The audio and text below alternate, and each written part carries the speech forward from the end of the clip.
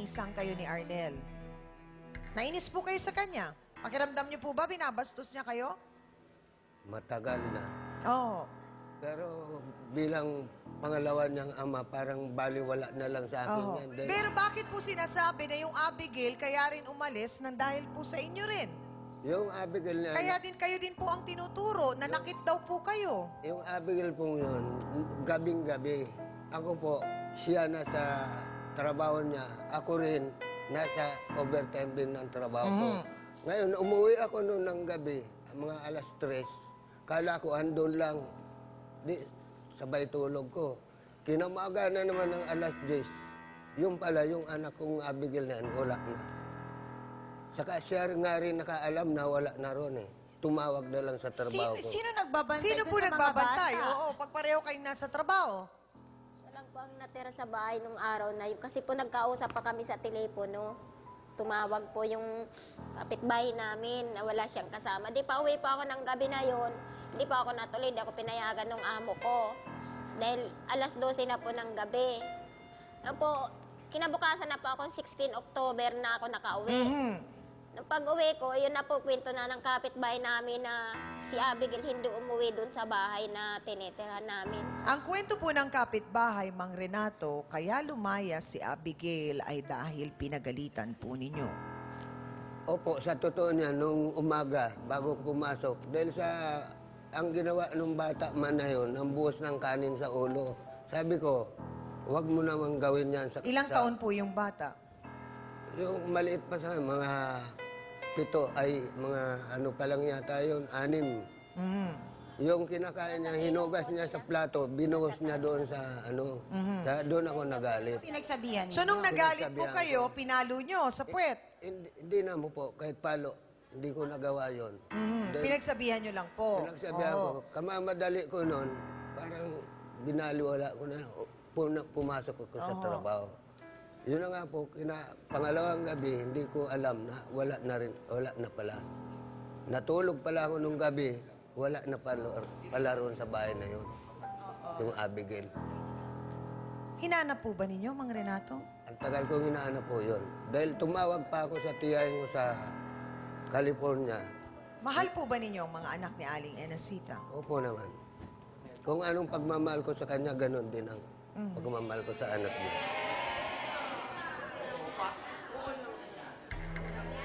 So baka naman nga talaga may malasakit at pagmamahal naman si Mang Renato sa mga bata, pero talagang yung mga bata lang din ang ayaw nga na makitang may iba na ang kanilang nanay. Tsaka, naisip ko rin kasi na siya ang pinakamatanda. Siyempre, yung mga bata, kung anong ginagawa ni Kuya ay dapat Ginagaya. ganun din ang pakiramdam ko. Dapat Oo. ayaw ko rin sa kanya. So parang nangyari, hindi mo rin ginabayan ng mga kapatid mo, Arnel, dahil lagi kang nasa barkada. Hindi po, binabantayan ko rin naman po yun eh. Kaso wala ka sa bahay eh. Pag umuwi rin po ako, sinisilip Ha? Pag umuwi rin po ako, sinisilip ko rin. So talagang hindi ka na umuwi sa inyo noon? Nakikitulog ka sa mga barkada mo? Opo. Ay, may problema rin mga kasawsawan nga si Arnel. At yun na nga, so mga nanay, mga tatay, ano ba ang pwede nating isuggest sa mag-anak na ito? Sa akin lang po kayo pong mag-asawa, dapat, inano nyo muna yung mga anak ninyo no, bago kayo nagsama. Ano? Tapos, ito naman itong Arnel, matigas din pala ang ulo. Dapat hindi ka nagtigas ang ulo mo, inalagaan mo rin mga kapatid mo. Bakit? Kasi maliliit pa sila. Ikaw ang dapat mag-alaga sa kanila dahil ang nanay ninyo naghahanap buhay para sa inyo. Eh, anong ginawa mo? Saan ka? Sa lakwatsa? Sa barkada mo? Ote? Yun lang po. Ote? Mainit nga ulo ni ate, nga. Salamat Kasi po, nga madam. galit siya nga kasi, Oo. Inipon-ipon niya talaga yan. Yun nga, Chang, Ateng, hindi ba? Parang ang nangyari, nagkanya-kanya sila. Oo, tapos nga, yun nga, pare-pareho silang nagkaroon ng mga pagkukulang.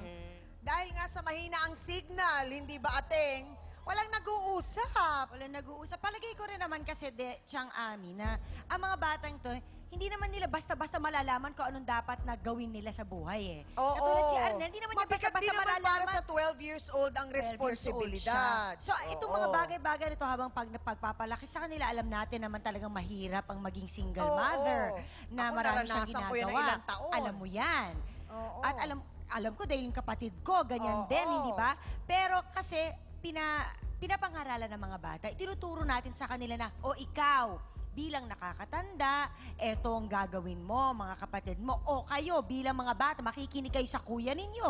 O Oo. kayo, ikaw, tulong-tulong tayo. O ito ang bago kong asawa, sana magkaayos-ayos. Pero siguro, introduction, konti-konti. Pero syempre, hindi natin alam kung ano talaga ang nangyari sa bahay na yon. Kaya nga mahina kasi, oo. ang signal. Mahina ang signal. Pagdating po sa batas, Attorney Ben, ano po bang sinasabi tungkol sa ganitong mga stepdad, stepmom? Yung po bang mga dapat nilang gawin o hindi dapat gawin? Lalo na pagdating dun sa pagdidisiplina sa mga bata, ano po ba ang karapatan nila din? Ang isang stepfather or stepmother, Chang, ay wala pong karapatan na disiplinahin. Ano? Wala pong sinasabi ang batas na meron siyang karapatang disiplinahin yung biological anak nung kanyang kinakasama. Gayunpaman, maliban na kung halimbawa ay yung mga stepfather or stepmother ay jointly inadopt nila itong mga batang ito Na merong legal na papeles. Opo, na nagdaan po sa hukuman, that's the Opo. time may tuturing silang mga parang magulang na rin at doon ay meron na silang maging karapatan na disiplinahin ang mga adopted children nila. Marami pong salamat, Attorney Ben. Siguro, ang gusto nating malaman ngayon lahat, ano ba talaga ang tunay na pagkatao ni Arnel? Pero ba, may ibang nagsasabi, masipag siya, di ba? At parang ang nagsasabi noon ay yung taong kumupkup sa kanya at ngayon nga ay tumatayong parang ina nito. At ang sinasabi nga niya ni Arnel, mas gugustuhin niyang kasama ang babaeng ito kesa pa sa kanyang sariling ina. Napakasakit naman nun. Bakit kaya? At ano po ang pagkakakilala niyo kay Arnel? Narito po si Aling Eva Bandol. Pasok!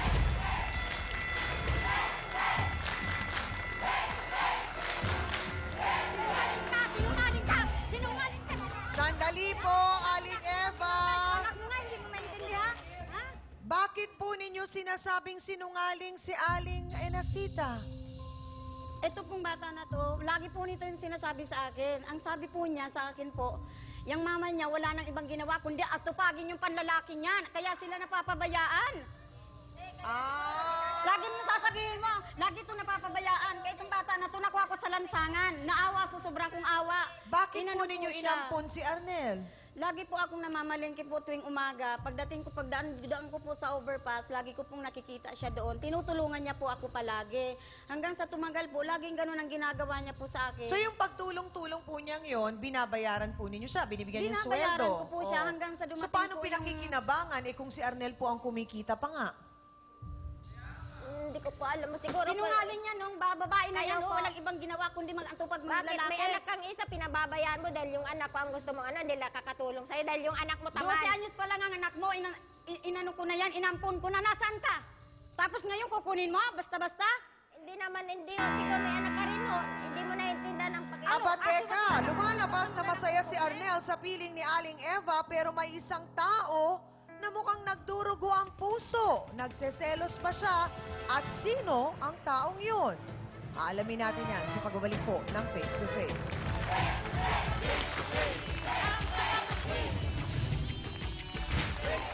Masaya naman daw si Arnel sa piling ni Aling Eva. Pero bakit sinasabi po ninyo, Aling Enacita, na meron siyang anak na napapabayaan? Sino Mayroon yun? po. Oh. Ayun po, nagtatampo sa kanya dahil hindi na po siya napagtutunan ng pansin ng tunay niyang nanay yung ibang... May anak po kayo, Aling Eva. Meron Sino po, po? isa.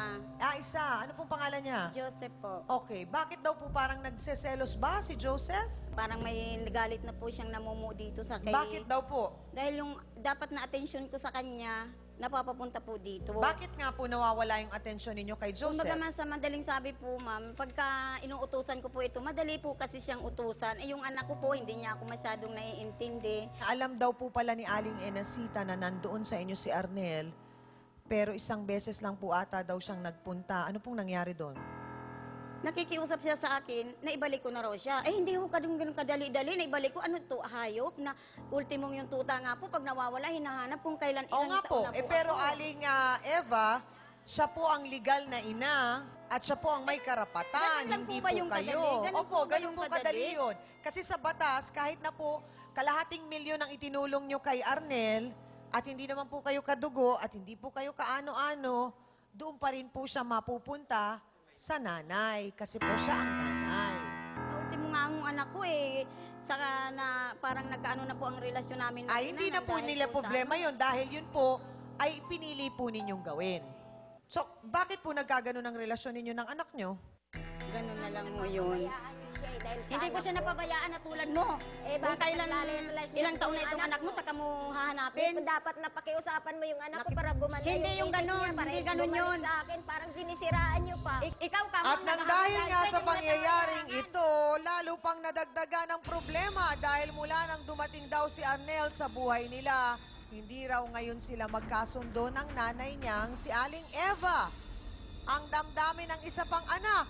Alamin natin, narito si Joseph Jojo Bandol. Pasok!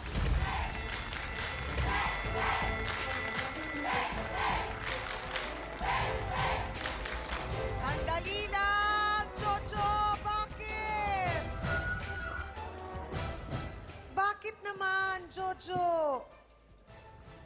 Nagsiselos ka ba? Opo. Excelos po ako dyan. Bakit? Eh kasi ang sinasabi ng nanay mo, naasahan daw si Arnel. Ikaw, nasaan? Tamad po kasi yan, kaya ayaw Palusot sa niya kanya lang eh. po yan. Bakit tamad? Tiga, tambay ka lang sa kalsada nga ako eh. Tamad Nagsusuntok. ka kasi, kaya hindi ka nagugustang ng nanay mo, hindi ka mautusan eh. Umautusan, nandiyan ka. O, yun naman pala eh.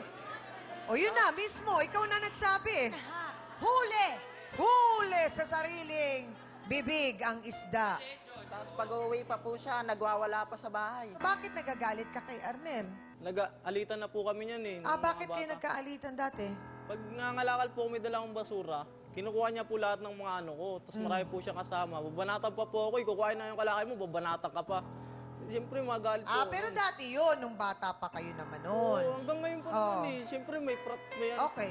Kinausap mo ba ang nanay mo tungkol dito sa naging pangyayaring nakatira sa inyo si Hindi na Arnel? po. Nung Bakit? Lamang ko pong inampun yan, hindi na po ako umuwi sa bahay.